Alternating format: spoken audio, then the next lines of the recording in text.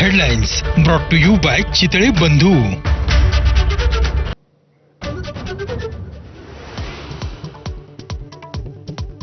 सुधाकर बडगुजरांच्या भाजप प्रवेशाबाबत प्रदेशाध्यक्ष संधारात. बडगुजरांच्या प्रवेशासंबंधी कल्पना नाही, चंद्रशेखर बावनकुळेंचं स्पष्टीकरण. बडगुजर नाशिकहून मुंबईला रवाना.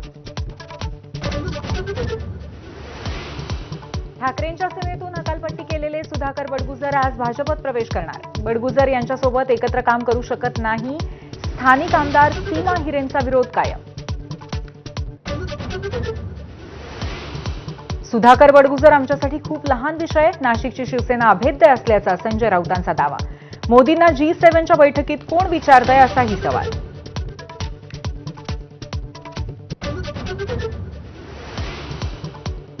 ठाकरे आणि शिंदेंच्या शिवसेनेच्या आज वरळीत बैठका. वर्धापन दिनाच्या पार्श्वभूमीवर बैठकीला महत्त्व.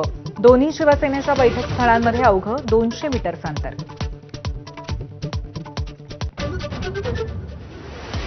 उपमुख्यमंत्री एकनाथ शिंदेंच्या मुक्तागिरी बंगल्यावरती पार पडली सर्व मंत्र्यांची बैठक. शिवसेनेचा वर्धापन दिन आणि इतर घडामोडींचा शिंदेंनी आढावा घेतल्याची माहिती.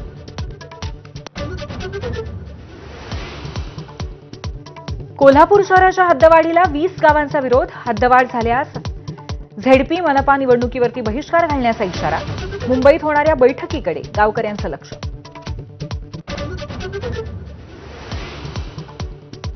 राज्य मंत्रिमंडळाची आज बैठक. कुंडमळा पूल दुर्घटनेनंतर सर्व पुलांचं ऑडिट करण्यासंदर्भात निर्णय होण्याची शक्यता.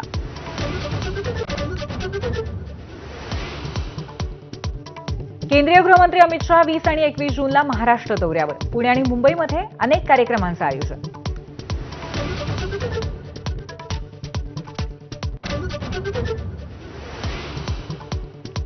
अहमदाबाद विमान दुर्घटनेतील मुख्य पायलट सुमित सबरवाल आणि रायगडच्या मैथिली पाटीलला साश्रू नयनांनी अखेरचा निरोप. तर क्रू मेंबर श्रद्धा धवन यांच्यावरती काल रात्री अंत्यसंस्कार.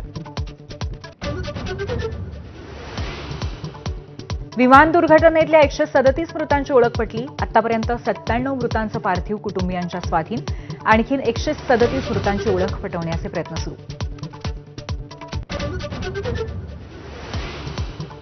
इराणची राजधानी तेहरानमधल्या नागरिकांनी तातडीने शहर सोडावं. अमेरिकेचे अध्यक्ष डोनाल्ड ट्रम्प यांचं आवाहन. तर भयभीत लोक सुरक्षास्थळी जाण्यासाठी निघाल्यामुळे ठिकठिकाणी वाहतूक कोंडी.